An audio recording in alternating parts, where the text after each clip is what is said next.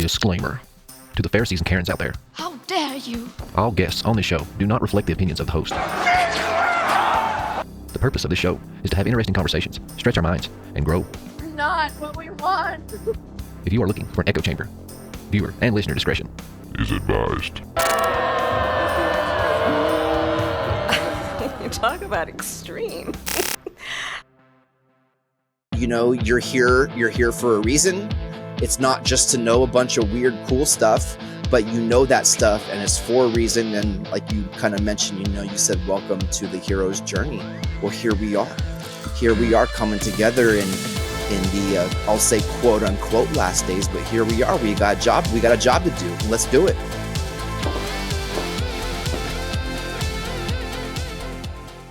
What is happening and what is up? Hold out your glass, because we're about to fill it up. All things continually lead back to serpents, dragons, fairies, Nephilim, and fallen angels. In the distance looms a mystical mountain. As Mike Heiser used to say, if it's in the Bible and it's weird, it's probably important. At its peak, a great fire burns, concealing the Prometheus lens. This development of this knowledge that's being talked about within the mystery schools. An ancient artifact said to reveal the hidden truth within a deliberately darkened world. There is a hidden history that's been deliberately obfuscated from the peoples of the world. Join us as we travel and explore the vast unknown. It's a hero's journey with dragons to slay, damsels to save, and innumerable treasures to hoard. Torches high. The Smithsonian, they caught wind of a giant skeleton. They would send their agents out to get it. But it takes courage to move forward, to move out of the shadows, out of the unreality that we think of as reality. We are all on the hero's journey. Mankind has been in contact with and influenced by extraterrestrials. Leave the Sitchin mound of bull feathers out of it. Look at it from a different perspective.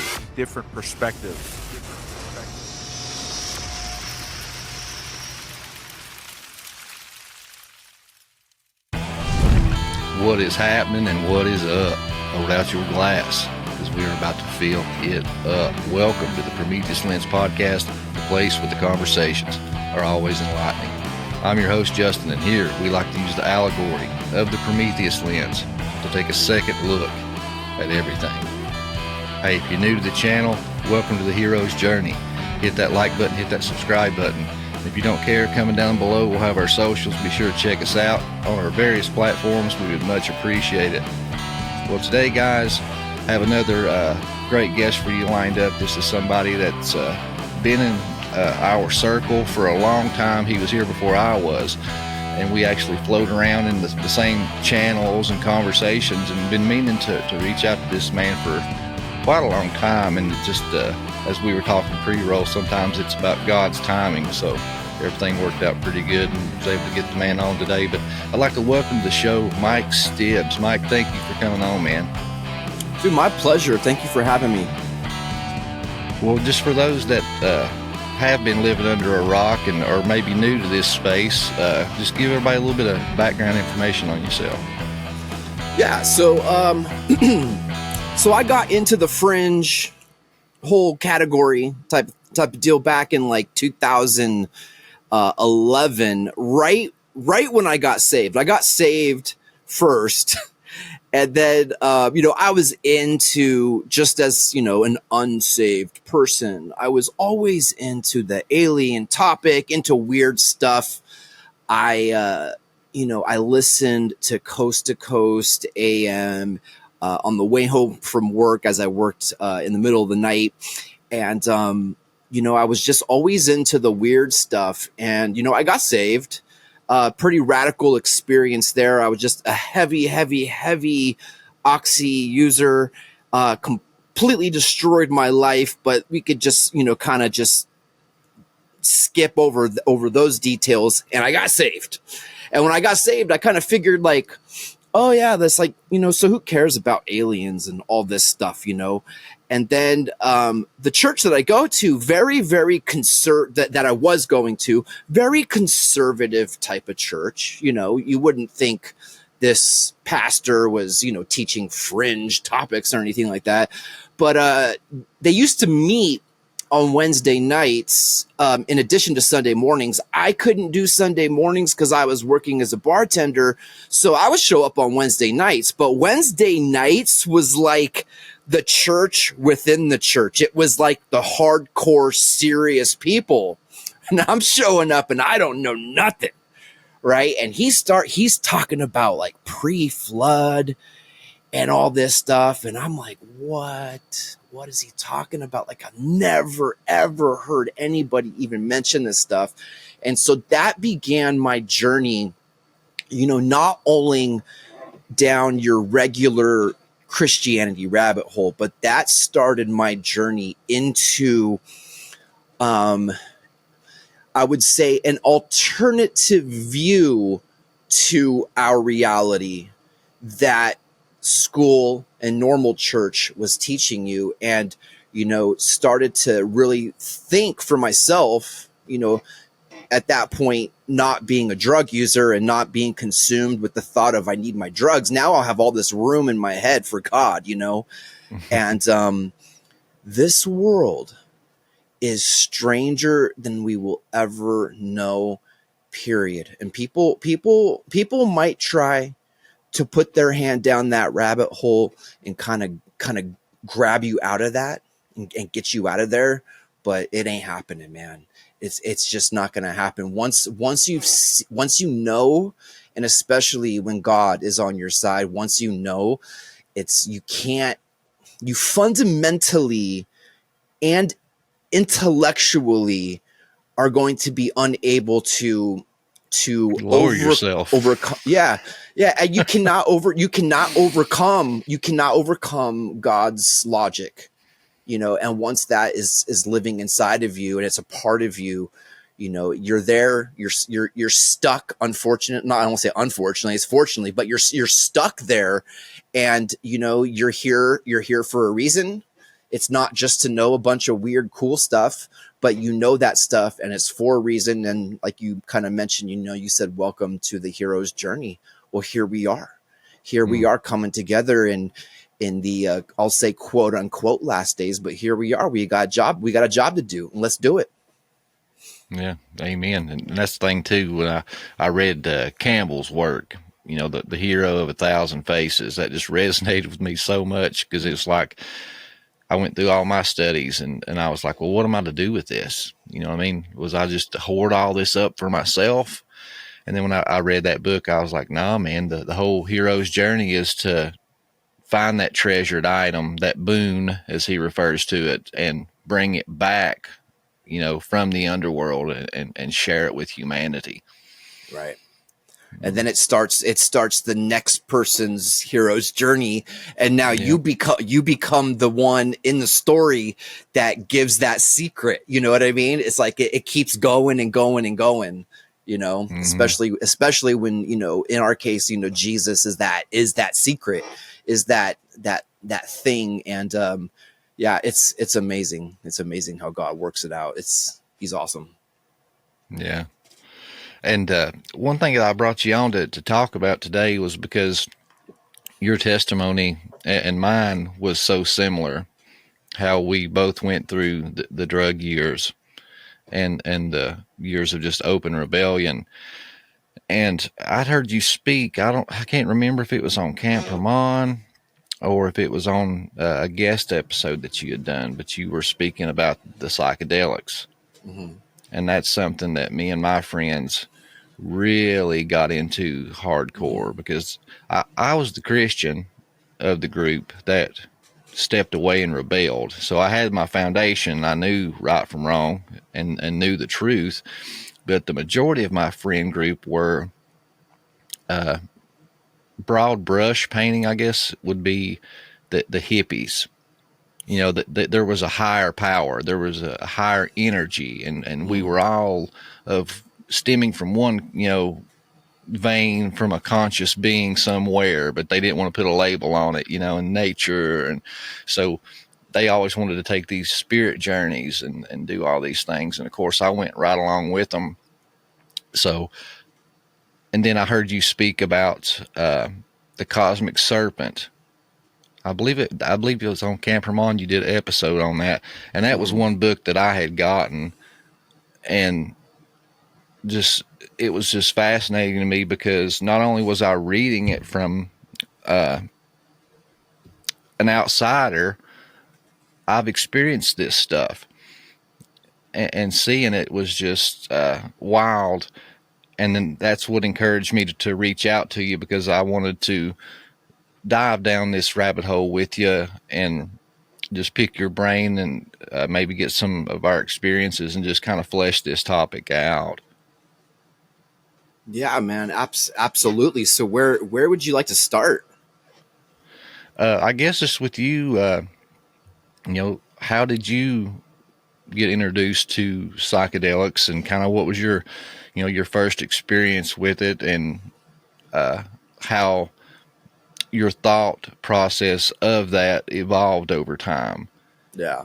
So I think my first psychedelic experience was with magic mushrooms, psilocybin, and I didn't take very much, but it was enough. It was enough to get those juices going, And I was with a group of friends, and we're just chilling. We were smoking pot, smoking cigarettes. We're outside. We're just, each of us took a little bit of shrooms, and the moon just turned into an alien face.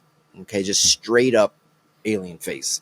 Everything else around me was normal, but the moon was a straight up alien face, and I was so fixated on the moon. And about an hour and a half into this trip, like, I wanted to be alone. Like, I didn't want to be around these people. Like, I wanted to go and just sit in my room and just let whatever was happening happen, because it was something that I was enjoying, and people were getting in the way of that. And so I went home, and they were tripping out like, oh, you shouldn't drive. Of course I shouldn't have drove. But anyway, I made it home. And the moon was still an alien. I kept checking it from time to time. And I just began to let those chemicals take over. And I started to feel like everything made sense. And it's hard to explain if you've never been through it. But even if you're a Christian and you've never done any drug, you may have had that experience in prayer, in deep prayer with God, where everything just makes sense, and you have a realization of your purpose, why you're here, why you live where you live, why you're friends with the friends that you're friends with, and everything starts to feel, harmonious, and it fits together, and it's just this happiness. And you may feel that with never using the drugs, and I felt that. But of course, looking back on it, it was a counterfeit. And so that was the first time. And then what I would do is they only came around, the shrooms only came around for whatever reason in Southern California, in my circle, around the fall time, around Halloween. Yeah, October, yep. And so that's when I would get them. And I would get them, and I would not do them with my friends. I would always do it by myself, almost as like a ritual. And so if I take those experiences and I kind of put them on a shelf, and then we fast forward to when I'm a Christian, there's a lot of parallels that you can make between those two, because as I started to I was taught to pray in the spirit, taught to pray in tongues. I know that that's sort of, a controversial topic. And I kind of think a lot different about it than I did back then. But nevertheless, this was something I would do in the privacy of, my experience with God. And many, many a times I reached a level. And I say I reached a level. I didn't reach it by doing anything. God came down and touched me and blessed my experience, and the intellectual experience was very, very, very, very similar, but without any of the weird side effects. There's no, the alien didn't turn into a moon, and there's no demonic feeling. There's no throwing up. There's none of that garbage stuff that goes along with the drug life. So that's how I got into it. And that's how it became sort of like a ritual in my life. And, it started to get darker though, every time I did it. Last time I did it, the experience was so dark and demonic. I never did it again. I never would even think about doing it again. But yeah. And that's something too, that people that's not done mushrooms, that's something that me and my friends had done quite a bit of. And it was strange because you would, eat, 5-6 grams of it, and it would take like almost an hour. And a lot of times you thought, oh, these are bogus. They sold me some crap. And then your stomach would just start cramping. Oh man, I'll never forget that. Just the cramping of your stomach. And then all of a sudden it's like, for me, it was, I could see it was like preemptive things. Like I knew it was coming. The stomach ache would hit, then the colors would start to bleed. And so the colors would kind of bleed together, and it was kind of like somebody had a film over your eyes, and then the hallucinations would come. But how you was talking about driving and not being around people, mushrooms are a totally different drug than anything I've ever done, because it's almost like you can control it. Because you could be having a full-on hallucination in another world, so to say, and like your mother or your friends or whatever, somebody comes in the room, it's like you can just snap out of it and have a complete normal conversation. And it's like it kills the buzz. It's like you are aware of people around you, and you're self-conscious, so therefore you're nervous and you're not relaxed, so you don't get the full effect. No, that's very true. It is like it's this idea of, and I know Jordan Peterson talks about it a lot, and Joe Rogan as well, but it's like this, it is part of like that hero's journey that kind of goes along with it, that this chemical, now, they're talking mostly in DMT terms, but there's a journey that this drug tries to take you on.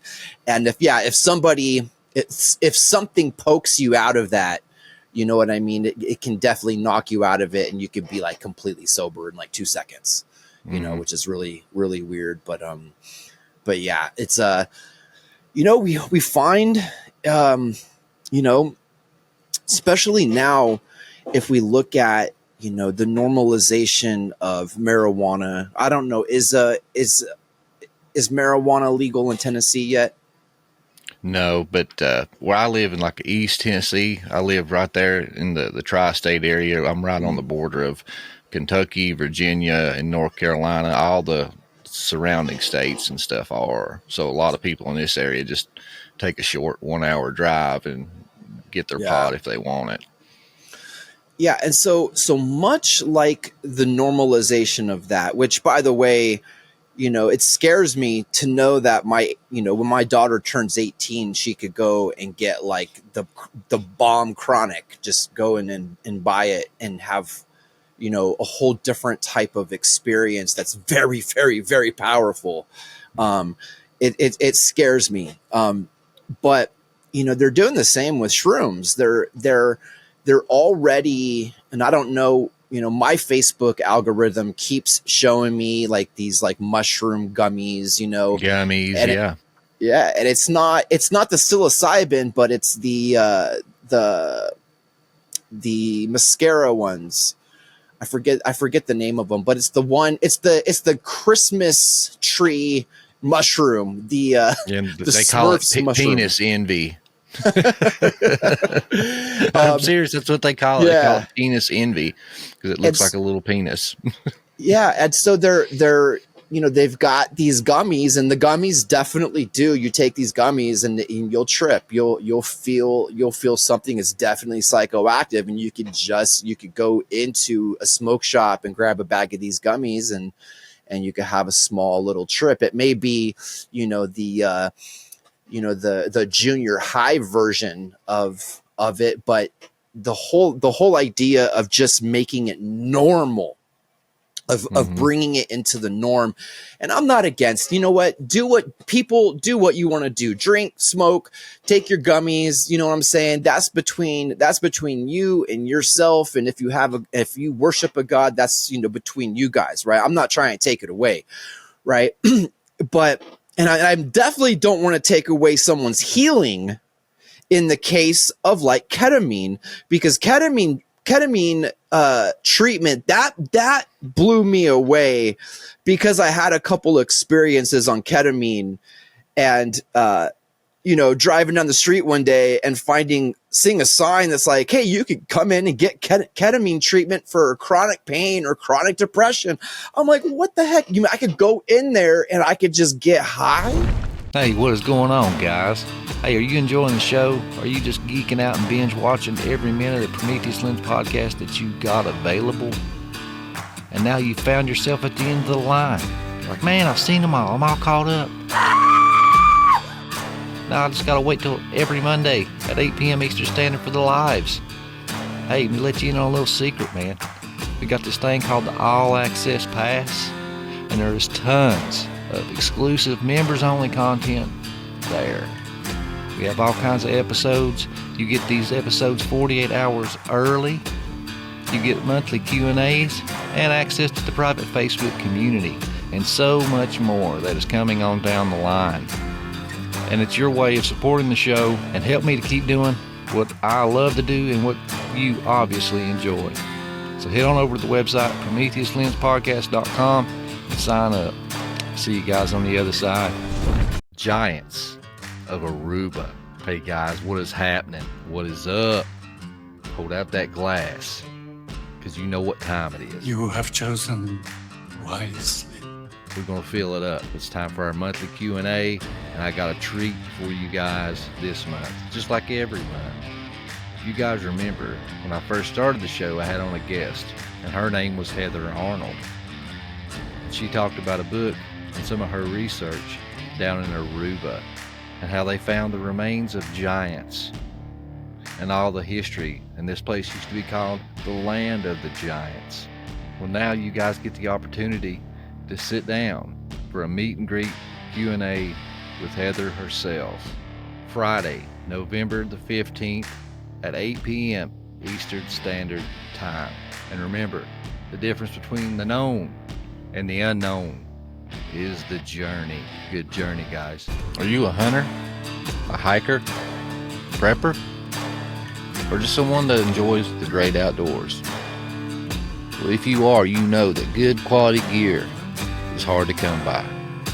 Squat Survival Gear is an American, veteran-owned company, and everything they make is 100% American sourced.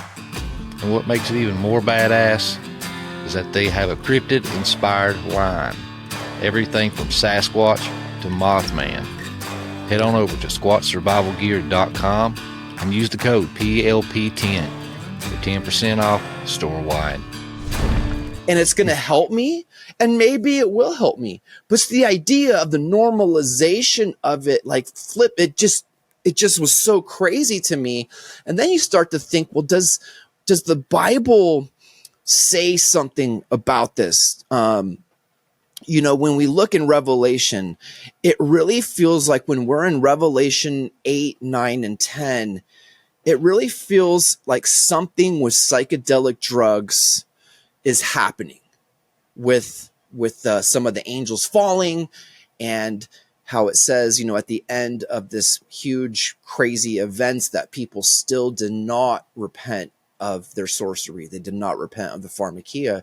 And so it makes me wonder, like how exactly could that play out, and that's, where we can speculate a little bit of exactly how that could play out in the end times. Does the mark of the beast come with some added bonuses?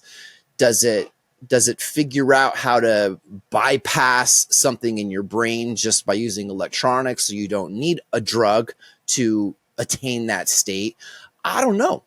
I really don't know. All I know is that that most of the world still will not stop doing whatever they're doing, whatever sorcery they're doing, even though God is like revealing himself over and over and over and over again to these people. Yeah, stiff-necked people.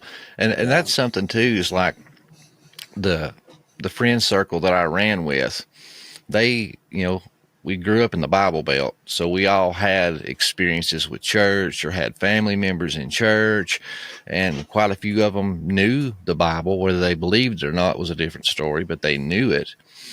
And I'm telling you, I run around, I ain't gonna say all of them were geniuses or smart, but I had a few, man, that were very intelligent, and they used to make some compelling arguments for this stuff, and even had me believing it back in the day. They used to say, oh, well, Genesis 1 says, all seed-bearing herb I give unto you for your consumption, and God seen it was good.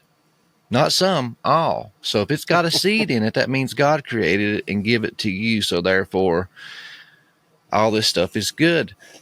And then I had another friend that he was into researching, the DMT and the acid and the mushrooms and all this stuff. And he was an intelligent guy. And he was the friend that when we would get high, we'd have all these deep philosophical conversations and solving the world's problems, And he would always say, well, God created you and you have receptors in your brain to receive these chemicals. God designed you to receive these chemicals. The devil doesn't create anything. So therefore, you have these receptors in your brain to receive these plants, which God made and put seed in them so they could keep, repopulating and keep going. So who is man to take these things away from us? And even DMT, that's a chemical that your brain naturally creates. But it's man that says that it's bad. It's just, the governments and religion that wants to control you and stuff like that. So I had some of those friends, man, that was weaved a pretty good lawyeristic defense in the use of these drugs. Yeah.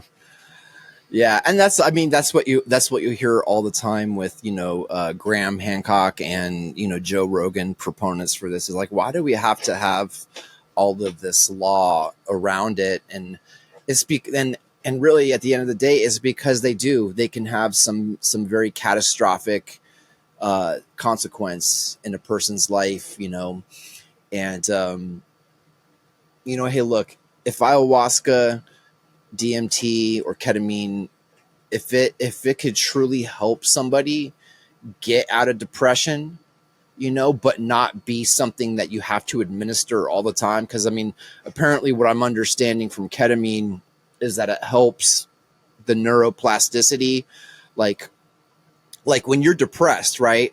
Like if you picture it like this, like being depressed is like driving down the same old road every single day. And then the ketamine is supposed to add neuroplasticity to that brain that could help you so you could go down a different street. And so that street that you're going down every day is depression. And what they're saying is that we could open up a different street for you. And now you can start driving down different lanes and exploring happiness, and, I get it. You could literally change the neuroplasticity of your brain by doing what Paul says. And that's taking that stronghold, and getting rid of it and overcoming a stronghold yourself, because that's what it is. A stronghold, in my opinion, It's a thought pattern that you can't get out. But if you take it and you take it down brick by brick, take down that stronghold, you can literally change the way you think, and you could at least engage in the daily war of waking up with, most people wake up and they probably have a negative narrative going on in their head already. Oh no, I woke what up, is ketamine? I've heard that, but I'm not familiar with what it is. So ketamine, we used to call it Special K. So that was always on the street. It was used for horse tranquilizer stuff. So I grew up Southern California, but in a horse not in a horse community, but not too far. You'll make me spit my drink. Not too far from where they were training horses. And so that it would show up now and again, to get some Special K, but it was, it's a very, very powerful, psychedelic / disassociative type of experience, like almost like to explain it, like an out of body experience. You know what I'm saying? And so when you would do a line of this, it was just crazy. Like you would feel like you weren't yourself. And so you were able to just see the world completely different. You know what I mean? It's just like really an astral projection, kind of. Sort of. But I mean, I never astral projected. As far as I know, when you do astral project, you have control over where you're going. This was just like, it was like shrooms meets, like, I can't even explain it because you didn't feel yourself. Like you were yourself, but you felt like you were outside of yourself at the same time. So when I saw Mike on ketamine, it was like I was seeing him through someone else's eyes. You know what I'm saying? And so that was, the thing. And so now they're giving guided sessions. And what even tripped me out, Justin, is you could do it at home. You could just download this app, do an online survey, and boom, they're sending you this crazy psychedelic drug. I'm not against it if it helps you heal, but in the aggregate, looking at it is I know that God is saying, you know what, I could do those same things. I could do those same things under in my presence. I will do those same things for you, and that's, and I don't want people to be depressed, because I know a lot of us do deal with depression, anxiety. And this is why these drugs are becoming, more FDA approved, because they're trying to figure out this epidemic. I mean, if we look, 200 years into the future, if we keep going on that long, how much culture are we going to miss if everybody's, anxious and depressed? Yeah. Extreme opposite. Yeah. Yeah. And so, like I said, I asked myself the question, does this play into the end? And, we could look at a verse here. It's the wormwood one, the wormwood angel. Let me see if I could just get it here. Yeah. So but it's wild how. Oh, sorry. No, please go ahead as I find it. Oh, I was just going to say it's wild how even my theology on the subject has changed. And I guess it's just part of getting older and, developing your relationship with Christ, and also reading and discernment and learning new things, because even when I was trying to straighten my life back out and come back to Christ, I remember my thinking kind of being along the line of my friends. Mm-hmm. I was like, well, yeah, God made plants, and we got receptors to receive them, so it must be an issue of the heart, because obviously drinking, in my opinion, is not a sin. I mean, Jesus' first miracle, he turned water into wine. He drank wine at the Last Supper, and he tells them, I will not partake of this wine again until we're together in heaven. So he's even talking about drinking the wine in heaven when we're all together.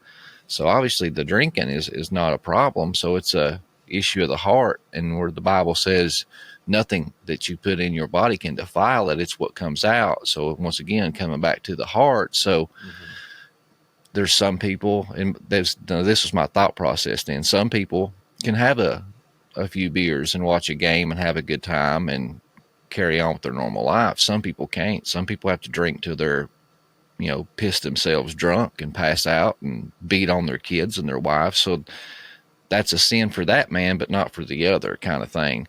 But then you get into the book of Enoch, when I found that and read, that the pharmakia, the teaching of the cutting of roots was a forbidden thing taught to humanity. So that kind of really put a wrench in my way of thinking with that. So it's like, it's just wild, just, learning everything and how your theology and stuff changes. Well, have you ever heard, and I'll just bring this up because I don't believe it, but I find it to be quite interesting. There's a lot of different perspectives of what or who the restrainer is, right? In Thessalonians, it says like once the restrainer is basically not there, then the Antichrist can come and all that craziness can come with it. I've heard a case that the restrainer, and I don't buy it, but I find that it's interesting, but that the restrainer is a part of our brain that won't let us get into that psychedelic state. And some people are saying that the mark of the beast will take that wall out of your brain, and you'll be able to see the rest of reality that has been restrained from us. I categorically deny that that's what the restrainer is based on just exegesis, but I don't think that that's out of the realm of possibility that something like that does happen. I just don't believe that to be attributed to the restrainer, but it may be a part of the mark of the beast, not the restrainer, in my opinion. But there is, like, if there's an unseen realm and it's happening around us, then we are made, the way that we're made is we're made not to see it. But then, as you were saying, Justin, but we do have these receptors that where if we take something, then we will be able to see it. Right? Is that a good thing or a bad thing? Well, it's the fruit of it. And really, God in Deuteronomy, God really, really lays it out and says, he just says, don't do sorcery. Don't pass your kids through the fire. Don't engage in divination, which divination, if I believe, is in Aramaic or Hebrew, is the word kasem, which means to try to gain future knowledge without using God, right? So you're divining, you're trying to figure out the future and make choices in the now that will affect the future. Don't ever do that. Don't ever go to a psychic and do that, because it's stupid, right? Who could know your future better than God? But yeah, there seems to be, over and over, God's telling us about the sorcery and the divination and to stay away from it. And not only to stay away from it, but it's almost like to go to him for those things. If you want to know the future, and go to God, pray. And I'm not saying tell God to show you the future. God's going to show you exactly what you need to know at that point in time. You just need to trust him. If you need a different lens to look at life through, right? And a lot of people do, they want to get out of their depression through a pill or whatever, and it'll give you a different lens to look at life through. So maybe you don't feel so depressed. Go to God and ask him, ask him to show you reality for the way it really is, right? And yeah, that's kind of a weird question, because reality in one way, it's bad out there. But for a Christian, our reality's looking pretty good. You know, I get to wake up. Yeah, we have a hope, and I get to wake up. I get to wake up in the morning, and I get to drink my coffee. I can pray to God with nobody doing anything. And I can do all of these really cool things. I've got a hope. I've got, you know, a couple of kids I could watch grow up. You know, life in general is really, really, really, really good. But the enemy is really good at taking even those same circumstances and getting you to believe that your life sucks. Like, oh, I'm just a bored dad. I'm nobody. I didn't accomplish my dreams in my 20s and 30s. And now I wake up every morning to a screaming baby and crappy coffee. And, you know, it's like, you know, ask God to change that perspective, because there's amazing things happening around you that you're missing every day if that's how you're waking up in the morning. Yeah, it's all about perspective. And you had brought this up, so I was going to ask you, I've heard it said, and I kind of feel this way myself, that these drugs, especially, you know, these hallucinogenics and stuff, it's like your brain is a frequency. And scientists have even said that, you know, you have all these electromagnetic waves and frequencies and stuff, and your eyes are a receiver for this computer, and it's like you are tuned to a certain channel. And when you take these drugs, it's like turning the dial a little bit. So do you think that taking these drugs does open up other dimensions and to be able to see things that are already there, or do you think it's truly just a hallucination? And with that thought, just as a caveat, do you think that we were originally built to see all these things? And that's why we have these receptors and receivers. But once we bit into that apple, it's like a part of our brain or a switch was flipped, and we were kicked out of Eden, out of these other dimensions, and seeing them. Interesting way to put that. Do you have a podcast or small business? Do you want to expose that business or podcast to thousands of people each week for an entire year for less than one car payment? Now you have my attention. I'm looking for sponsors of this show. I know you have seen and heard the Kevlar Joe ads on the podcast and YouTube channel. I can do the same for your podcast or business each and every week. I promise you, you're not going to find a better advertisement value for your buck. My contact info can be found on my website, PrometheusLensPodcast.com, or reach out to me on social media. Let's talk, and let me show you how you can grow your brand effectively and cheaply.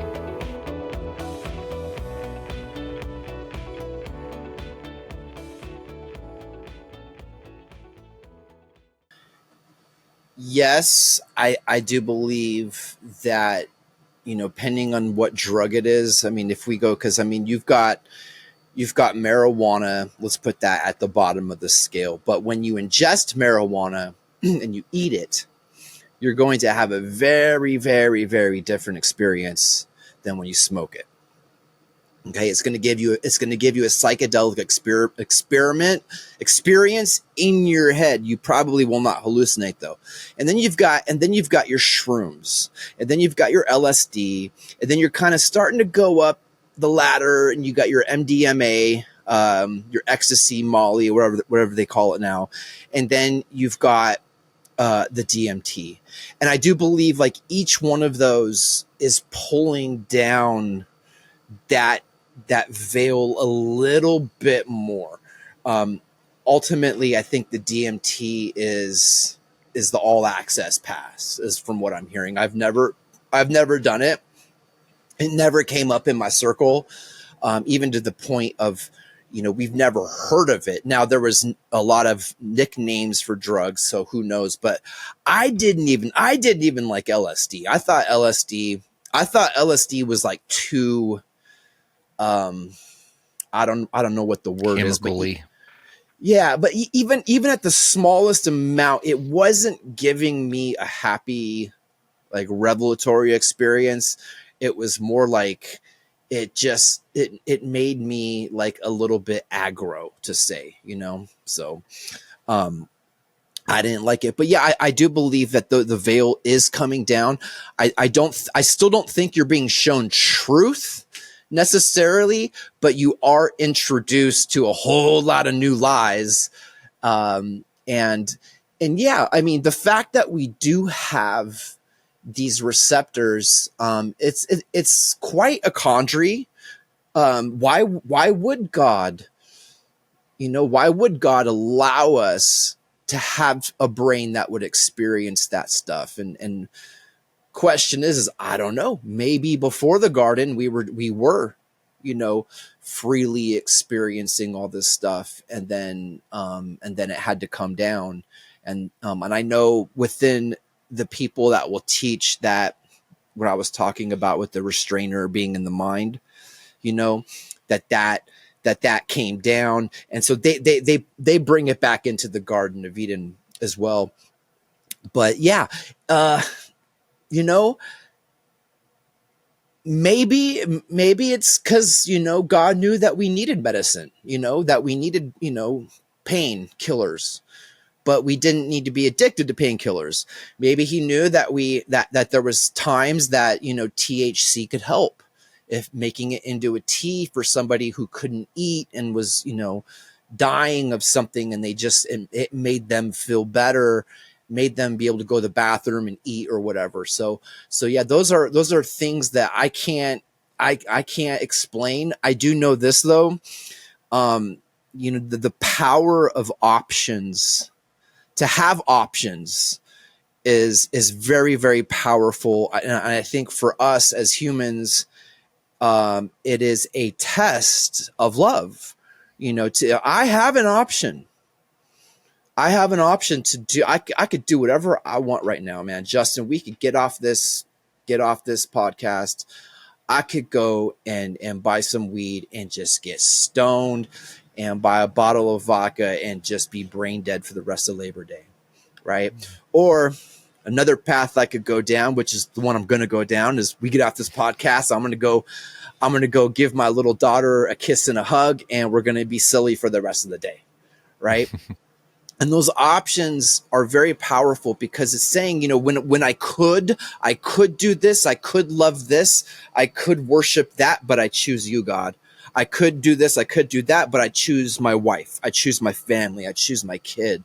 And for the reason why we have those receptors, I really wish we didn't, because 10 years of my life would have been a lot happier.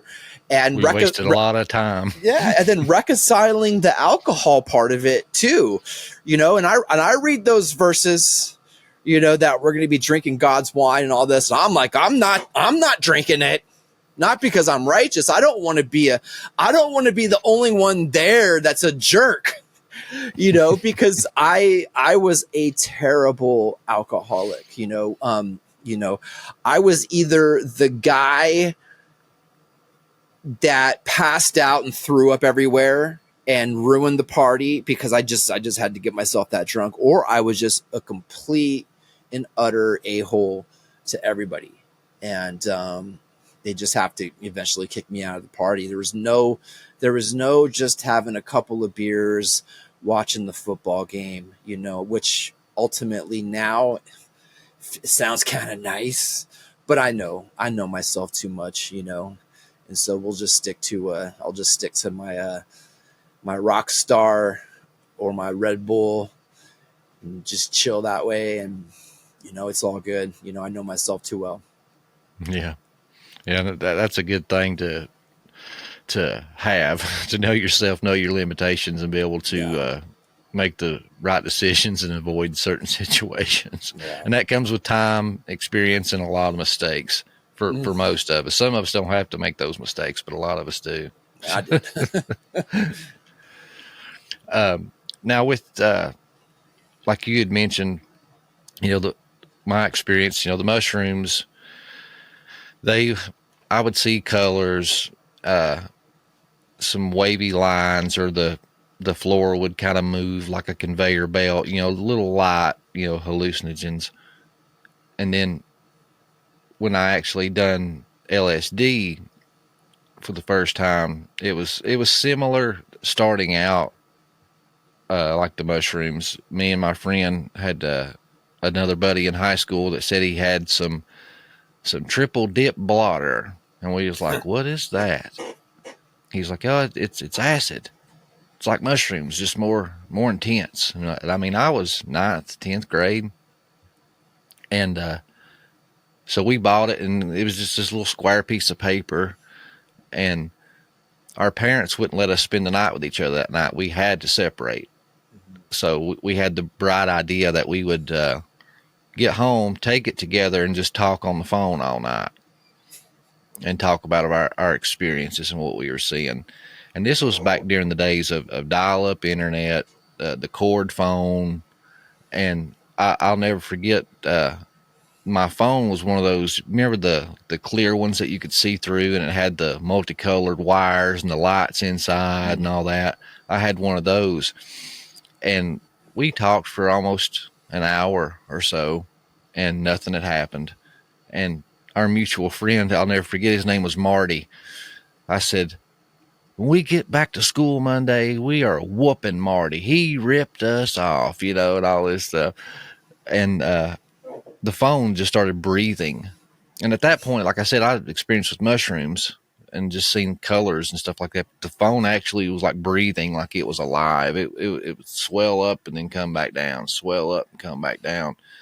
And I just started laughing uncontrollably.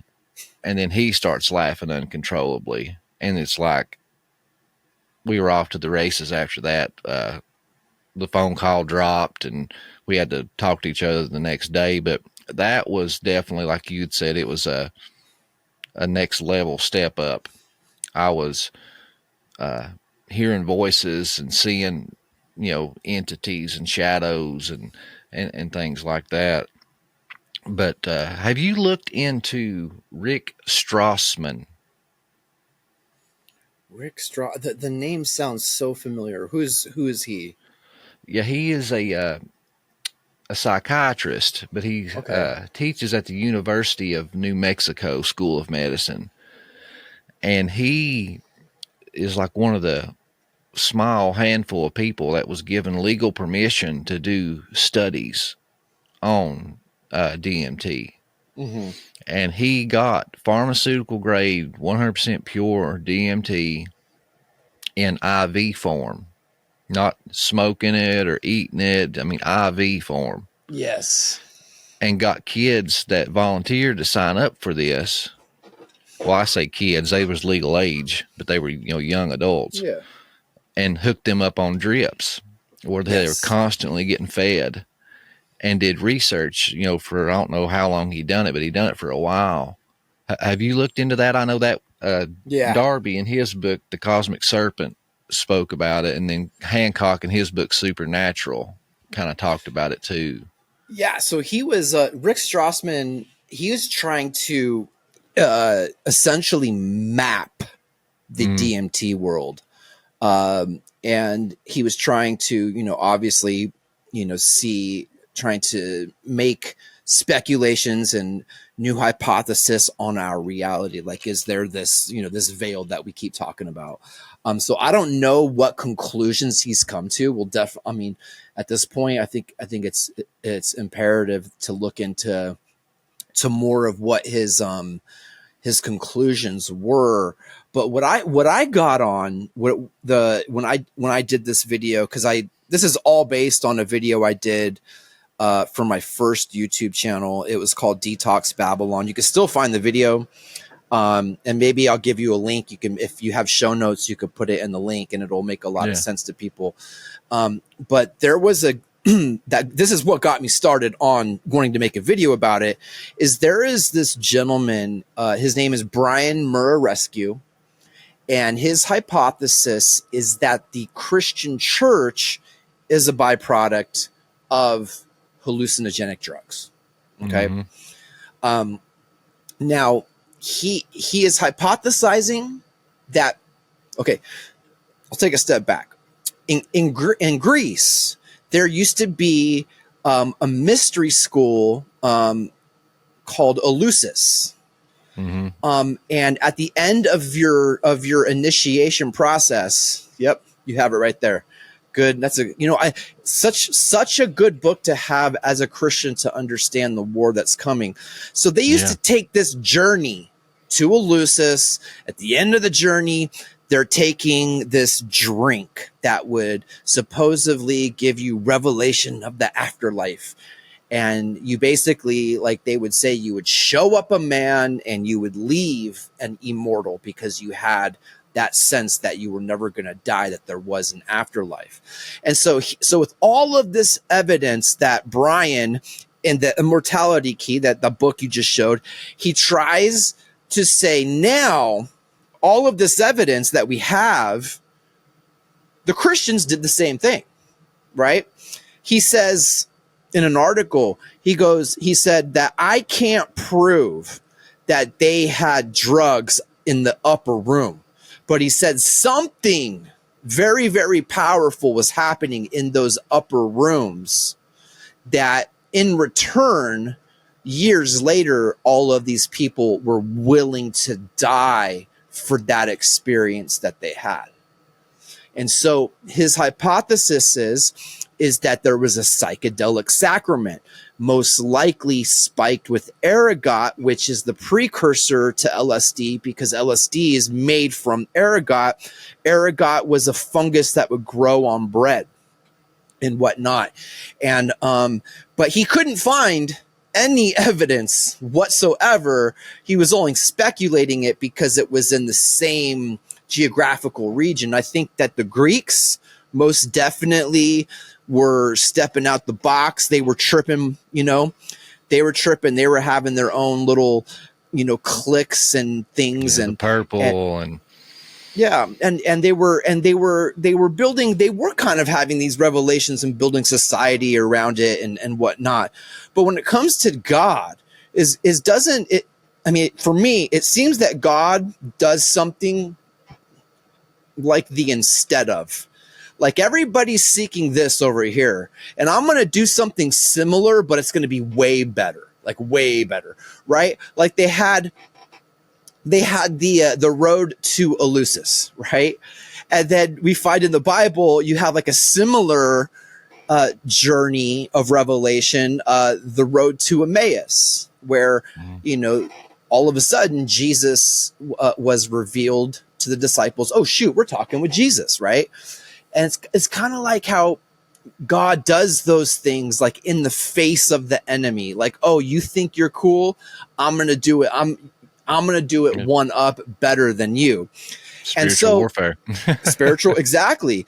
And that's the thing is like, okay, so from his words, Brian Murarescu, he says it, that I don't know what was happening in those upper rooms, but it was something very powerful. And the very powerful is just, there's no secret behind it. There's nothing more to be revealed. It was Holy Spirit that showed up, and people were having a psychedelic experience, but they were having a revelation that this dead man, Jesus Christ, is real, and he's still here. He's here with us right now in the form of Holy Spirit, and he's not going to leave. So years later, when these people were being persecuted by Nero, they did not care. They're like, no, I've met him. I've met Jesus. Even though I was born after he died, I've still met him. He's my Lord. He's my God, and I will die for him. These people are not dying because they had a really cool experience with ergot. It's Which I think his problem is because he's stuck in a partial truth.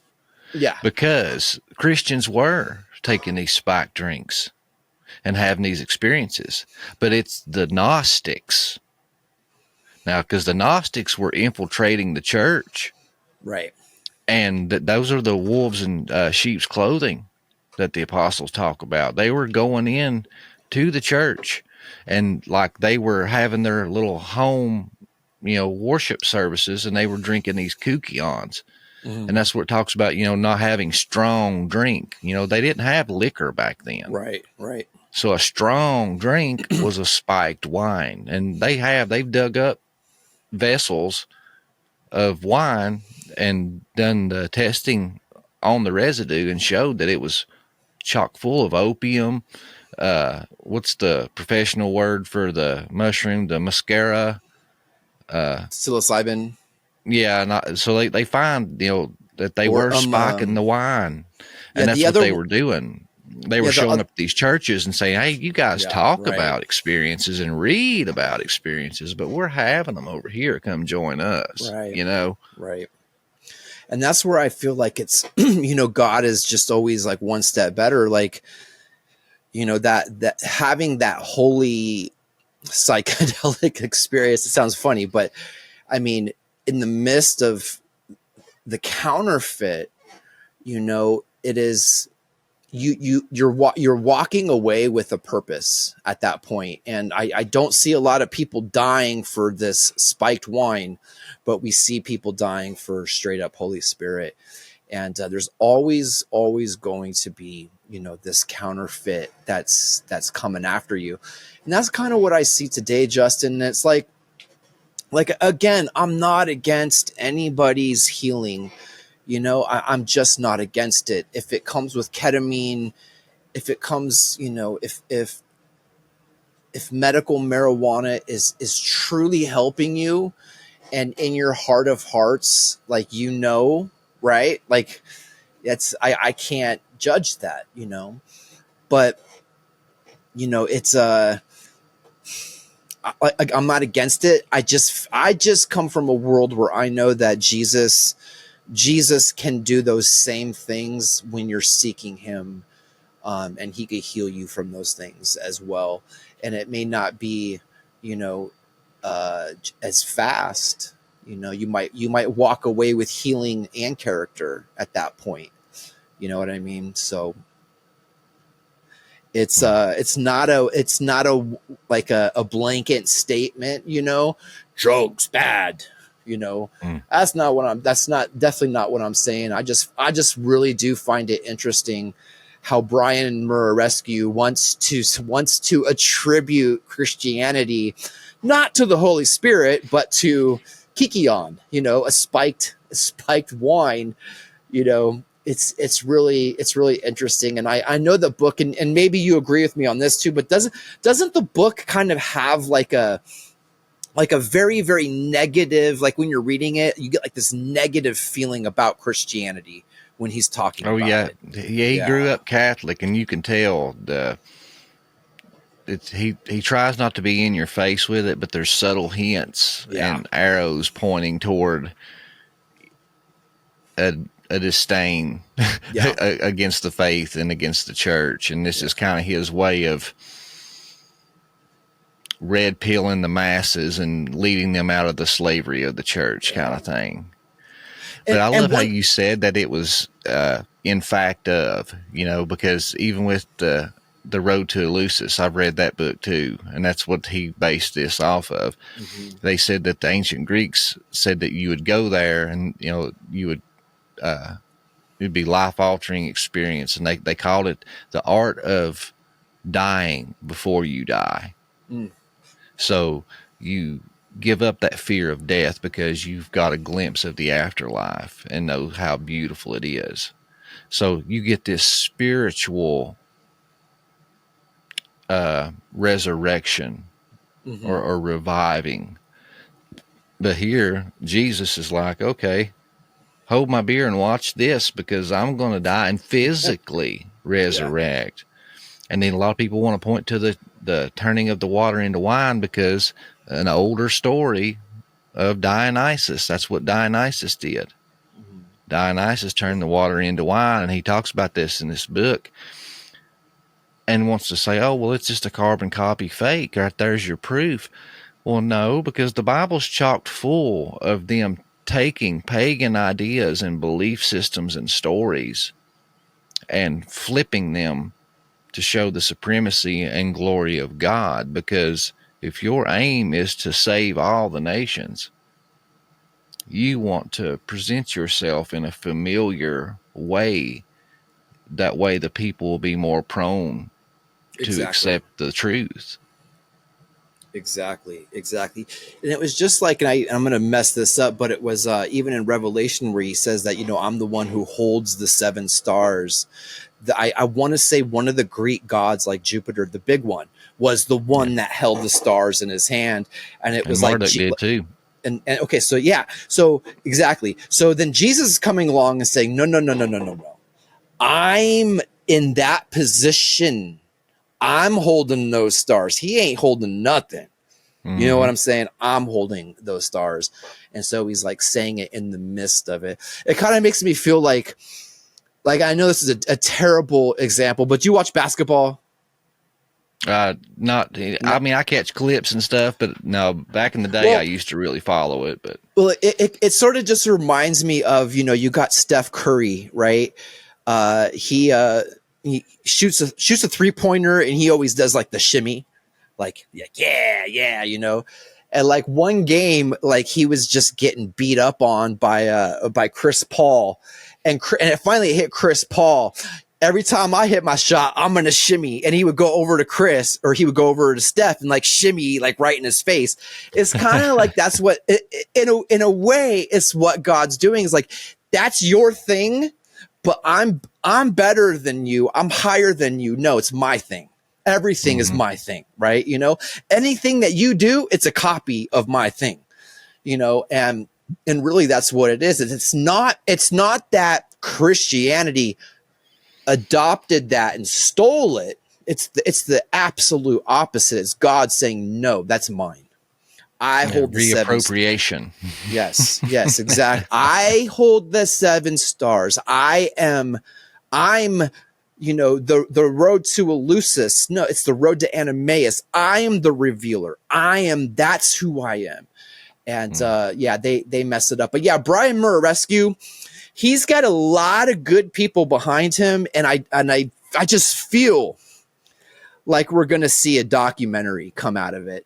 Like I just feel like it's gonna be something, and it's gonna be connected to Graham Hancock's Ancient Apocalypse, and they're gonna they're gonna make all these crazy speculations, and this is maybe where I can leave the thought. But, in the end times, right? And we talk about the one world religion and how, like, I believe, in my opinion, Justin, I believe that Christians, us, the church, not a church, but the church, the people that are praying, that love God, and that are praying and hoping for a better world to come. I believe that we are the restrainer collectively. Right. And I think that one day people like us cease to exist. Right. Now, how does that happen? How would that happen? There has to be an event. There has to be a lie that's so grand that nobody believes in God anymore except this little tiny itty bitty remnant. Right. I don't know what that lie is. I don't know if it's a collection of all this nonsense between Graham Hancock and, Brian Murarescu and Joe Rogan. And I even throw Jordan Peterson in there because, he could preach the gospel. He could preach and make somebody very, very encouraged, but he's got a little bit of the intellect left in him that just something is off about him, even though I love and respect him.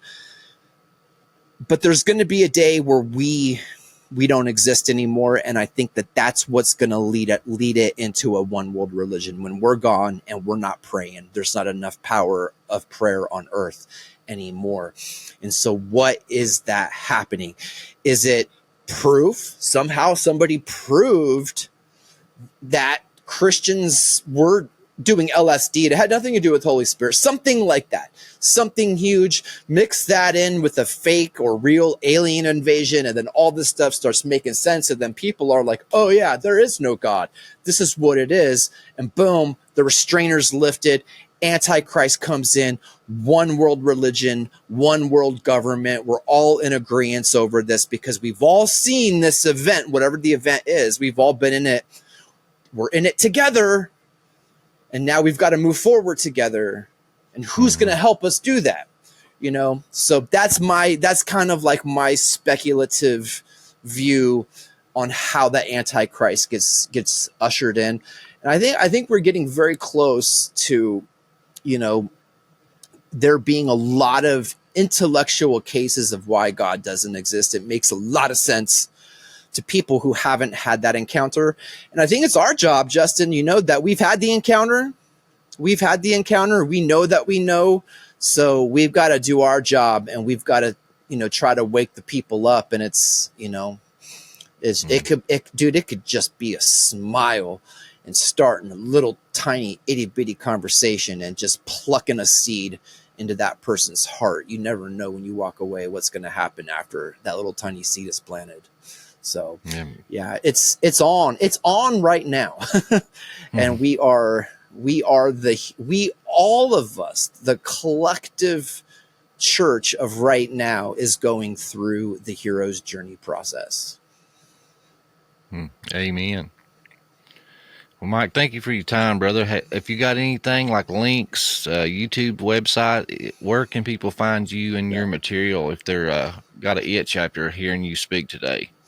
Yeah, if you go to Camp Herman on YouTube, that's basically the Mike Stibs YouTube channel. You will find episodes of Camp Herman there. You will also find a bunch of videos I did under the name Project Revelation, which is actually, I did the psychedelic one I did under a different name, but it doesn't really matter. The name doesn't matter. It's there. But if you search for like DMT, if you go to Camp Herman on YouTube and you search for DMT, that video is going to show up, and it's going to go into a lot of scriptures. Going to go into a lot of good stuff with like Brian Murray Rescue. So that's one place. Another place is, and this is brand new, just released this last week, is I am starting a new podcast. It's called True Fringe.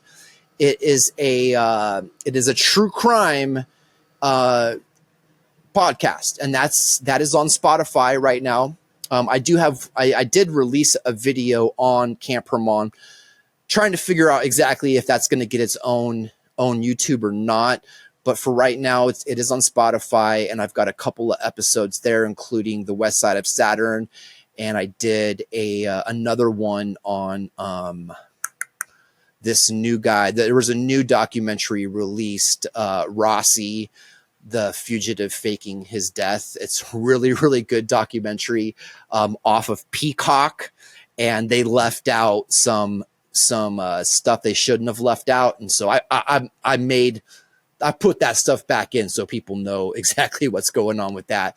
And so it's just going to be true crime. It's going to be fun, a little bit different than your normal true crime channel, because it's coming from the lens of someone who's, you know, Holy Spirit filled. So that is you can find that on Spotify. So Camp Herman and True Fringe is where you could find all of the stuff. Awesome. Yeah, be sure to check out his stuff, guys. If you've not been exposed to Mike, you have now, so you're without excuse. You see what a well-spoken, intelligent guy is, and he's just all around good dude. I've always had good experiences with Mike, and I got a pretty good discernment meter. So, well, amen. I appreciate that, man, and right back at you, Justin. Well, guys, I hope you enjoyed that. Until next time, torch is high, guys.